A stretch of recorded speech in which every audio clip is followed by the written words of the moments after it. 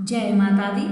नमस्कार दोस्तों, स्वागत है आप सभी का हमारे YouTube चैनल लक्ष्मी शर्मा की कहानियाँ पर। ओम नमो भगवते वासुदेवाय नमः। प्यारे भक्तजनों, आज मैं आप सभी को माघ महीने की महात्म्य कथा सुनाने जा रही हूँ। उम्मीद करती हूँ कि आप सभी को पसंद आएगी और आप कथा को पूरा अवश्य सुनेंगे और अगर अच्छी लगेगी तो दूसरों को भी शेयर करेंगे। भगवान आपकी हमारी सभी की मनोकामना को पूर्ण करे। तो आइए भक्तगणों, प्रेम से बोलिए लक्ष्मी नारायण की जय, गणेश महाराज की जय। अब श्रवण करें कथा।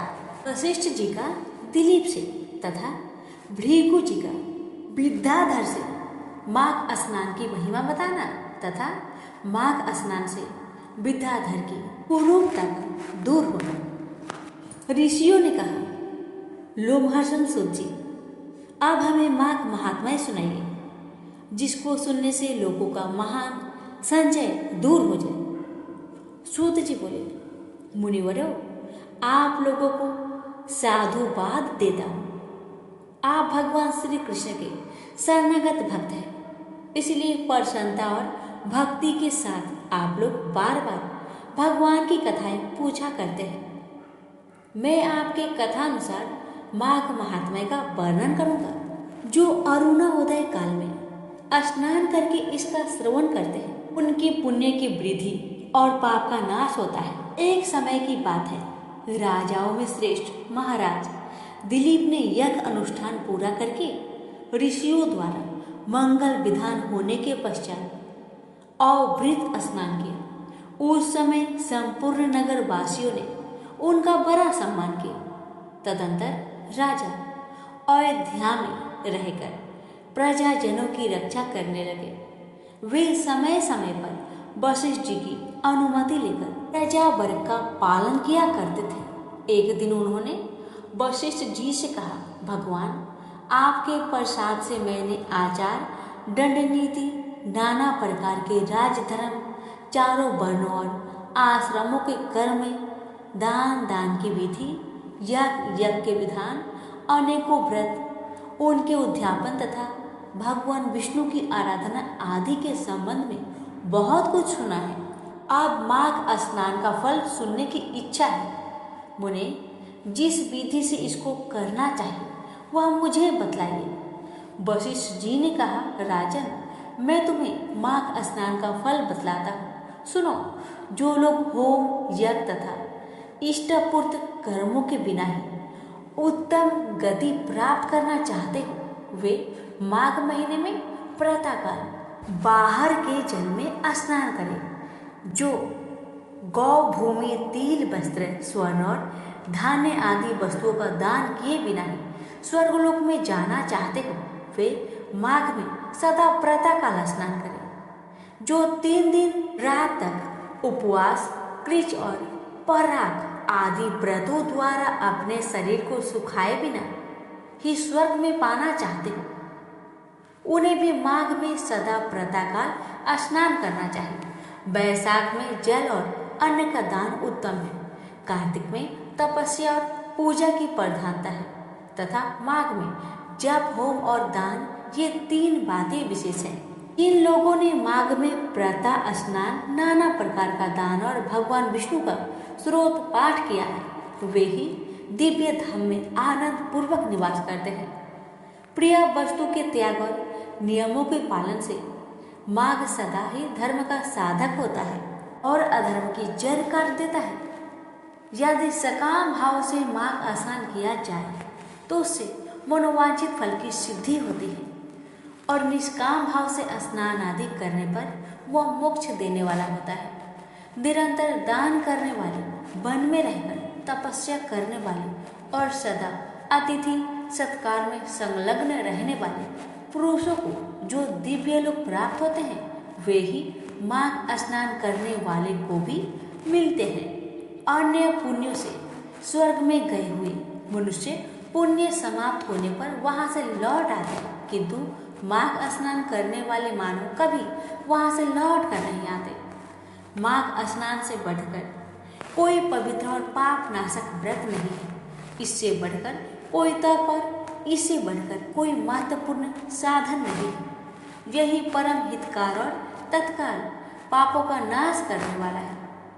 महर्षि भृगु ने मणि पर्वत पर विद्याधर से कहा था, जो मनुष्य माघ के महीने में जब उसके काल की लालिमा बहुत अधिक हो, गांव से बाहर नदी या पोखर में नित्य स्नान करता है, वह पिता और माता के कुल की साथ साथ पीढ़ियों उद्धार करके स्वयं देवताओं के समान शरीर धारण कर स्वर्गलोक में चला जाता है।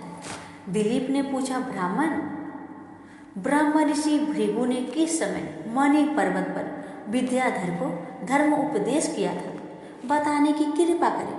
वशिष्ठ जी बोले, हे राजन, प्राचीन काल में एक समय 12 वर्षों तक वर्षा नहीं हुआ। इससे सारी प्रजा उद्गीन और दुर्बल होकर 10 दिशाओं में चली गई। उस समय हिमालय और विंध्य पर्वत के बीच का प्रदेश खाली हो गया।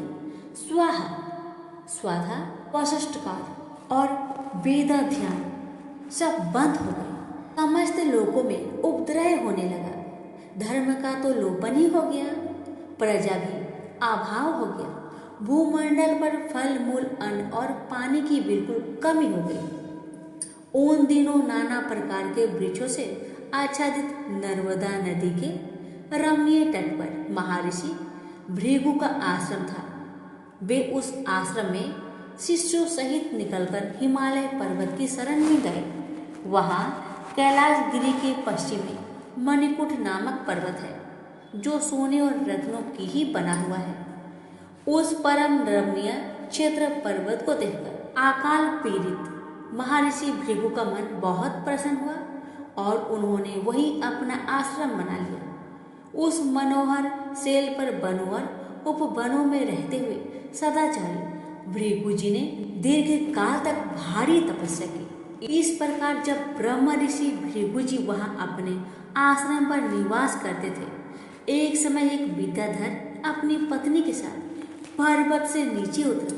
वे दोनों मुनि के पास आए और उन्हें प्रणाम करके अत्यंत दुखी हो एक और खड़े हो गए। उन्हें इस अवस्था में देख ब्रह्म ऋषि ने मधुर वाणी से पूछा, विद्याधर, प्रसन्नता के साथ बताओ, तुम दोनों इतने दुखी क्यों हो? विद्याधर ने कहा, द्विज श्रेष्ठ, मेरे दुख का कारण सुनिए। मैं पुण्य का फल पाकर देवलोक में गया। वहाँ देवता का शरीर, दिव्य नारी का सुख और दिव्य भोगों का अनुभव प्राप्त करके भी मेरा मोह बाघ का सा हो गया। न जाने यह किस दुष्कर्म का फल उपस्थित हुआ है। यही सोच सोचकर मेरे मन को कभी शांति नहीं मिलती। ब्राह्मण, एक और भी कारण है जिससे मेरा मन व्याकुल हो रहा है। यह मेरी कल्याणमयी पत्नी बड़ी मधुर भाषिणी तथा सुंदरी है।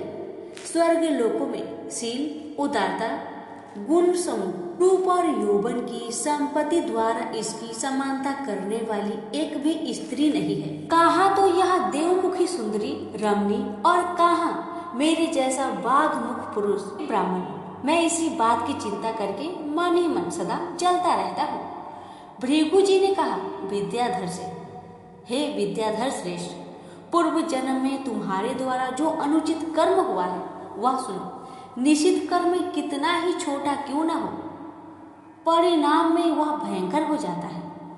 तुमने पूर्व जन्म में माघ के महीने में एकादशी को उपवास करके द्वादशी के दिन शरीर में तेल लगा लिया था। इसी से तुम्हारा मुख बाघ के समान हो गया है। पुण्यमयी एकादशी का व्रत करके द्वादशी को तेल का सेवन करने से पूर्व काल में इलानंदन पूर्वा को भी कुरूप शरीर की प्राप्ति हुई थी। वे अपने शरीर को कुरूप देख उसके दुख से बहुत दुखी हुए और गिरिराज हिमालय पर जाकर गंगा जी के किनारे स्नान आदि से पवित्र हो प्रसन्नता पूर्वक कुशासन पर बैठ राजा ने अपनी संपूर्ण इंद्रियों को बस में करके हृदय में भगवान का ध्यान करना आरंभ कर दिया। उन्होंने ध्यान में देखा भगवान का शरीर विग्रह नूतन नील मेघ के समान श्याम है। उनके नेत्र कमल दल के समान विशाल है। वह अपने हाथों में शंख चक्र गदा और पद्म धारण किए हुए हैं। उनका श्रीअंग पीतांबर से ढका है। वक्ष स्थल में कौस्तुभ मणि अपना प्रकाश फैला रही है तथा वे गले में वनमाला धारण किए हुए हैं। इस प्रकार श्री हरि का चिंतन करते हुए राजा ने प्राण वायु के मार्ग को भीतर ही रोक लिया और नसिका के आग्र भाग पर दृष्टि जमाई।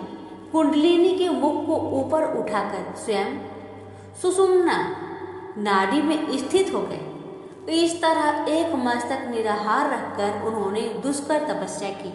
इस थोड़े दिनों की तपस्या से ही भगवान संतुष्ट हो गए। उन्होंने राजा के 7 जन्मों की असाधारण स्मरण करके उन्हें स्वयं प्रत्यक्ष दर्शन दिया। उस दिन माघ शुक्ला पक्ष की द्वादशी तिथि थी। सूर्य मकर राशि पर स्थित थे। भगवान वासुदेव बड़ी प्रसन्नता के साथ चक्रवर्ती नरेश पुरुरवा पर संघ का जल छोड़ा और उन्हें अत्यंत सुंदर एवं कामनीय रूप प्रदान किया। वह रूप इतना मनोहर था जिससे देवलोक की नायिका उर्वशी भी आकृष्ट हो उठी और उसने पुरुरवा को पति रूप प्राप्त करने की अभिलाषा की। इस प्रकार राजा पुरुरवा भगवान से वरदान पाकर कृत्य हो अपने नगर में लौट आए। विद्याधर की कर्म गति ही ऐसी ही है। इसे जानकर भी तुम क्या खिन्न होते हो? यदि तुम अपने मुख की कुरूपता दूर करना चाहते हो तो मेरे कहने से शीघ्र ही मणिकूट नदी के जल में माघ स्नान करो। वह प्राचीन पापों का नाश करने वाला है। तुम्हारे भाग्य से माघ बिल्कुल निकट है। आज से 5 दिन के बाद ही माघ मास आरंभ हो जाएगा। तुम पोष के शुक्ला पक्ष की एकादशी से ही नीचे वेदी पर सोया करो और 1 महीने तक निराहार रहकर तीनों समय स्नान करो। भोगों को त्याग कर जितेंद्रिय भाव से तीनों काल भगवान विष्णु की पूजा करो। विद्याधर श्रेष्ठ, जिस दिन माघ शुक्ला एकादशी आएगी उस दिन तक तुम्हारे सारे पाप जलकर भस्म हो जाएंगे।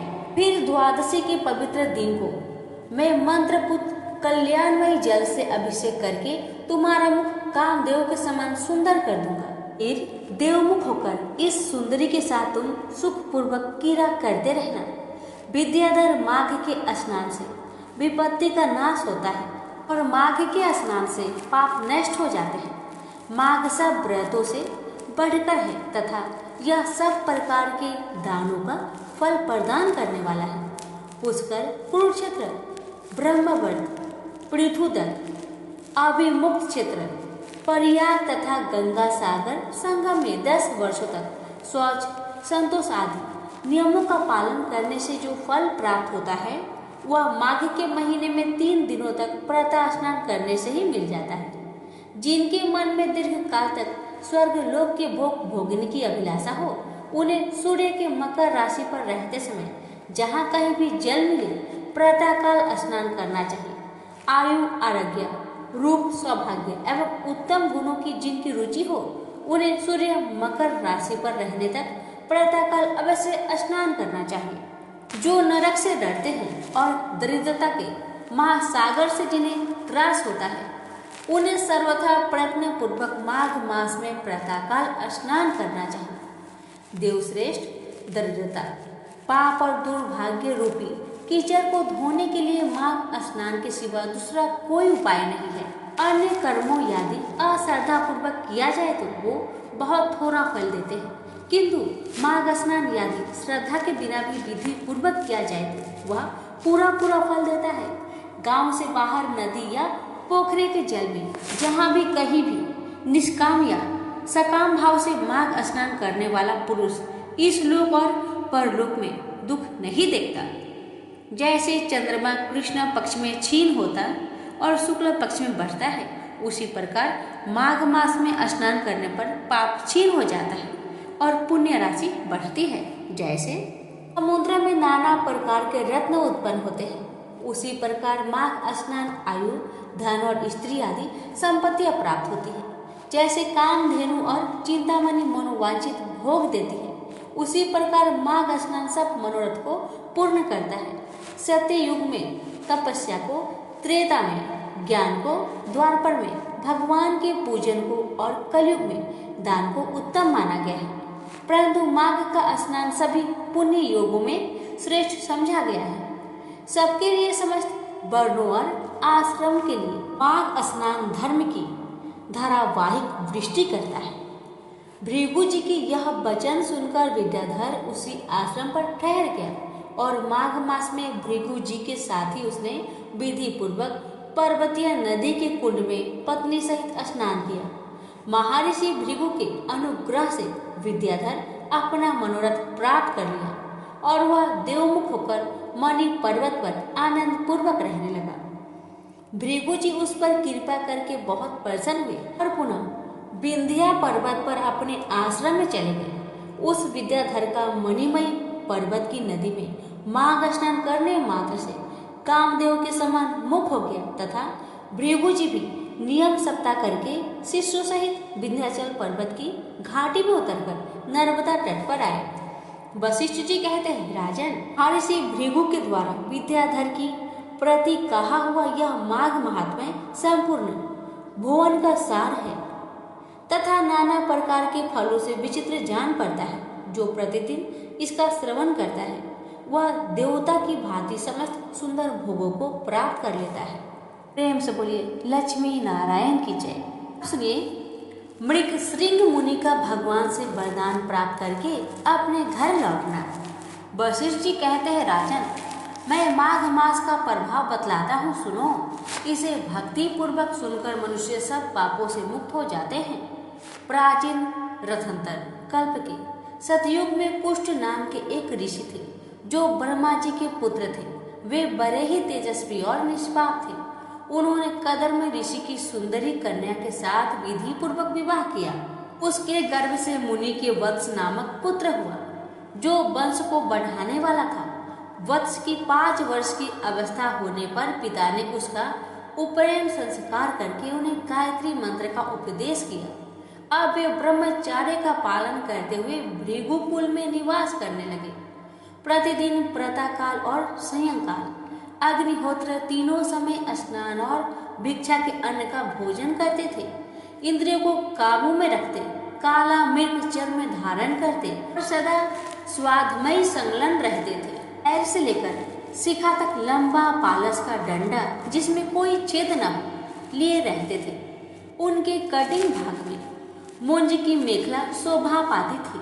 हाथ में सदा कमंडलों धारण करते, स्वच्छ कौपीन पहनते, शुद्ध भाव से रहते और स्वच्छ योग पवित्र धारण करते थे। उनका मस्तक समाधियों की भस्म से सुशोभित था। वे सबके नयनों की प्रिय जान पड़ते थे। प्रतिदिन माता पिता गुरु आचार्य अन्य बड़े बूढ़ों सन्यासियों तथा ब्रह्मवादियों को प्रणाम करते थे। बुद्धिमान वत्स ब्रह्म यज्ञ में तत्पर रहते और सदा शुभ कर्मों अनुष्ठान किया करते थे। वे हाथ में पवित्र धारण करके देवताओं, ऋषियों और पितरों का तर्पण करते थे।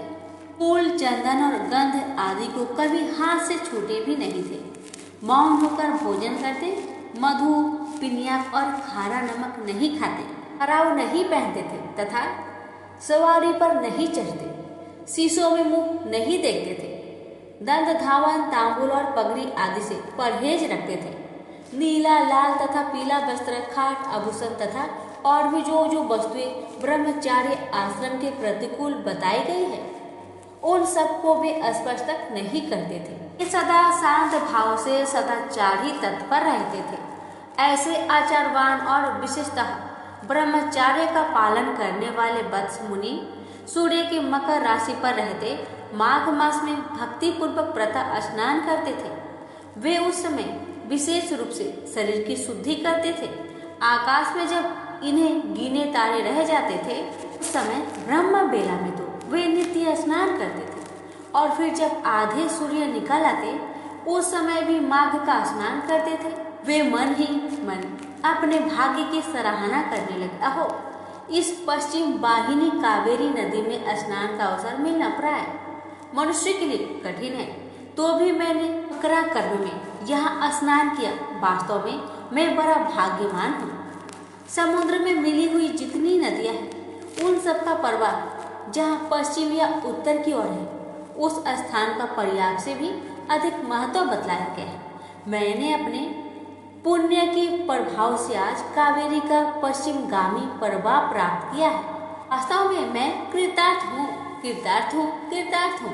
इस प्रकार सोचते हुए वे प्रसन्न होकर कावेरी के जल में तीनों काल तक स्नान करते थे। उन्होंने कावेरी की पश्चिमगामी प्रवाह में 3 साल तक माघ स्नान किया। उसके पुण्य से उनका अंतःकरण शुद्ध हो गया।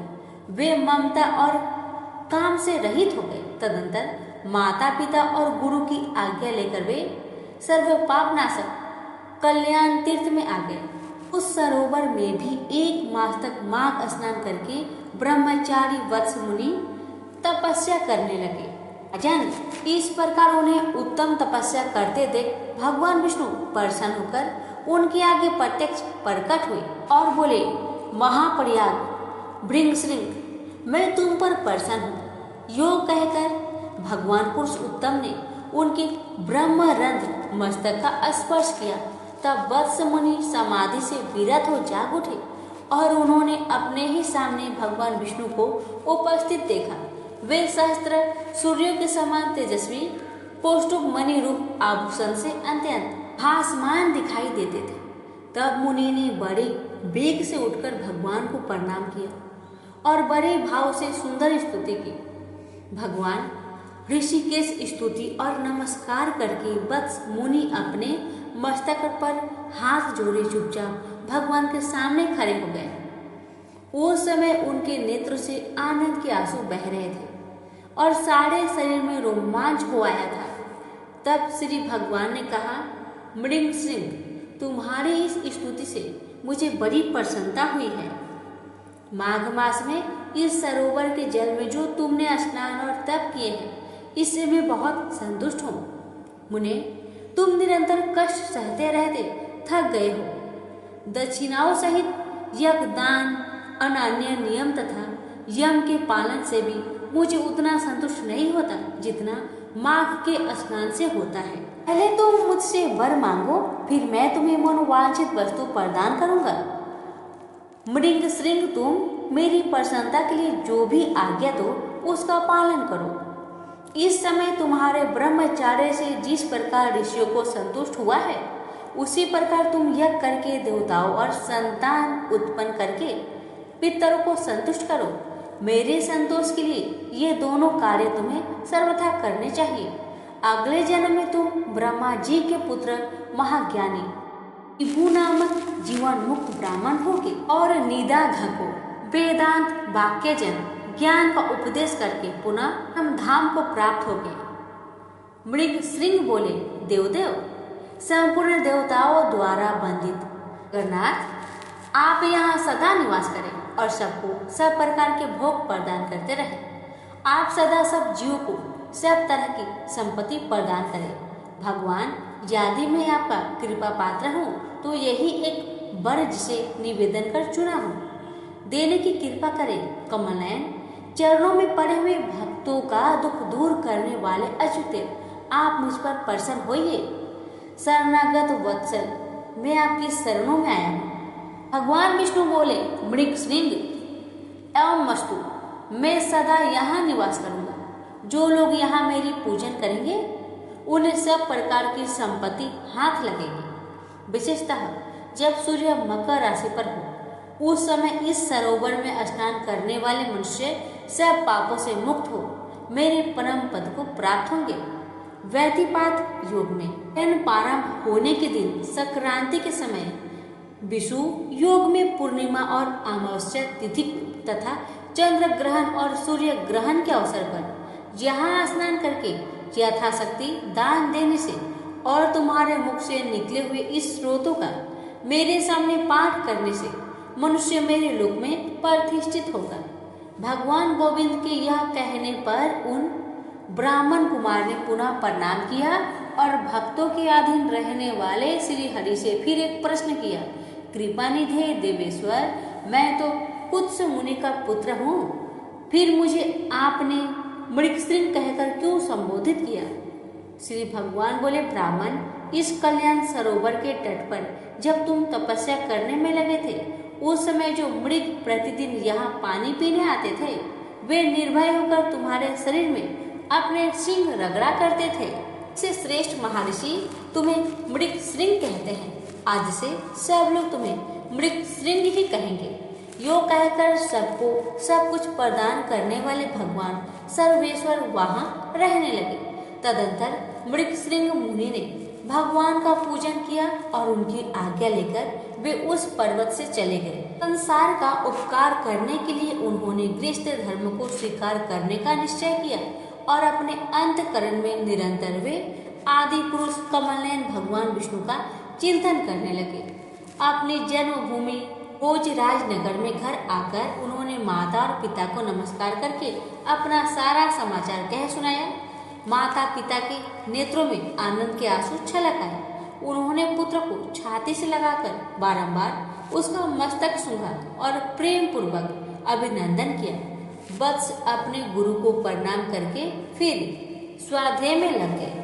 पिता, माता और गुरु तीनों की प्रतिदिन सेवा करते हुए उन्होंने संपूर्ण वेदों का अध्ययन किया और गुरु की आज्ञा से विधि पूर्वक व्रत स्नान और उत्सव गर्क का कार्य पूर्ण किया। पश्चात महानता मृग श्रृंग अपने पिता से इस प्रकार बोले, तात पुत्र की उत्पत्ति के लिए पिता को और माता को जो कलेश सहने पड़ते हैं, उनका बदला 100 वर्ष में भी नहीं चुकाया जा सकता। अतः पुत्र को उचित है कि वह माता पिता तथा गुरु का भी सदा ही प्रिय करे। इन तीनों को अत्यंत संतुष्ट होने पर सब तपस्या पूर्ण हो जाती है। इन तीनों की सेवा को ही सबसे बड़ा तप कहा गया है। इनकी आज्ञा का उल्लंघन करके जो कुछ भी किया जाता है वह कभी सिद्ध नहीं होता। विद्वान पुरुष इन्हीं तीनों की आराधना करके तीनों लोकों पर विजय पाता है। जिससे तीनों को संतोष हो, वही मनुष्य के लिए चारों पुरुषार्थ कहा गया है। इसके सिवा जो कुछ भी है वह उपधर्म कहलाता है। मनुष्य को उचित है कि वह अखंड ब्रह्मचार्य का पालन करते हुए पिता से क्रमशः 3, 2 या 1 वेद का अध्ययन करने के पश्चात गृहस्थ आश्रम में प्रवेश करे। यदि पत्नी अपने बस में रहे तो गृहस्थ आश्रम में बढ़कर दूसरी कोई वस्तु नहीं है।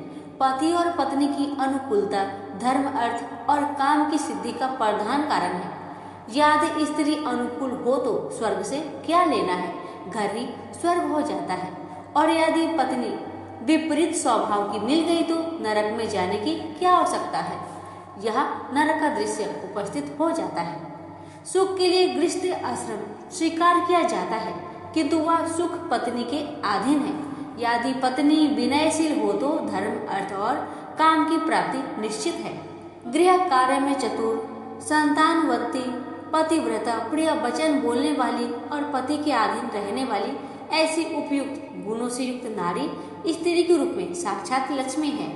इसलिए अपने समान वर्ण के उत्तम लक्षणों वाली भार्य से विवाह करना चाहिए। जो पिता के गोत्र अथवा माता के पिंड वर्ग में उत्पन्न न हुई हो, वह स्त्री विवाह करने योग्य होती है तथा उसी के बीजों के धर्म की वृद्धि होती है। जिसको कोई रोग न हो, जिसके भाई हो, जो अवस्था और कदम में अपने से कुछ छोटी हो, जिसका मुख सौम्य हो तथा जो मधुर भाषण करने वाली हो, ऐसी भार्या के साथ द्विज को विवाह करना चाहिए। जिसका नाम पर्वत, नक्षत्र, वृक्ष, नदी, सर्प, पंछी तथा नौकरों के नाम पर न रखा गया हो, जिनके नाम में कोमलता हो, ऐसी कन्या से बुद्धिमान पुरुष को विवाह करना चाहिए। इस प्रकार उत्तम लक्षणों की परीक्षा करके ही किसी कन्या के साथ विवाह करना चाहिए।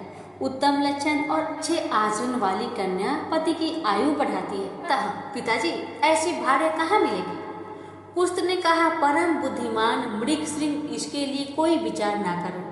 तुम्हारे जैसे सदाचारी पुरुष के लिए कुछ भी दुर्लभ नहीं है। जो सदाचार ही आलसी, माघ स्नान न करने वाले अतिथि, पूजा से दूर रहने वाले, एकादशी को उपवास न करने वाले, महादेव जी की भक्ति से शून्य, माता पिता में भक्ति न रखने वाले, गुरु को संतोष न देने वाले, गौओं की सेवा से विमुख, ब्राह्मण को हित न चाहने वाले, यज्ञ होम और श्राद्ध न करने वाले, दूसरों को न देकर अकेले खाने वाले, दान धर्म और शील से रहित तथा अग्निहोत्र न करके भोजन करने वाले ऐसे लोगों के लिए ही वैसी स्त्रियां दुर्लभ है।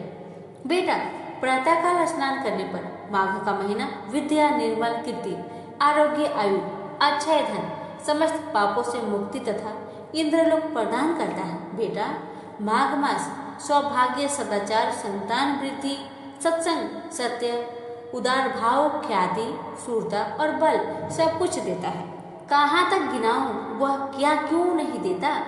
पुण्यतम, कलम के समान नेत्रों वाले भगवान विष्णु माघ स्नान करने से तुम पर बहुत प्रसन्न है। वशिष्ठ जी कहते हैं, राजन, पिता की ये सत्य वचन सुनकर मृग श्रृंग मुनि मन ही मन बहुत प्रसन्न हुए। उन्होंने पिता के चरणों को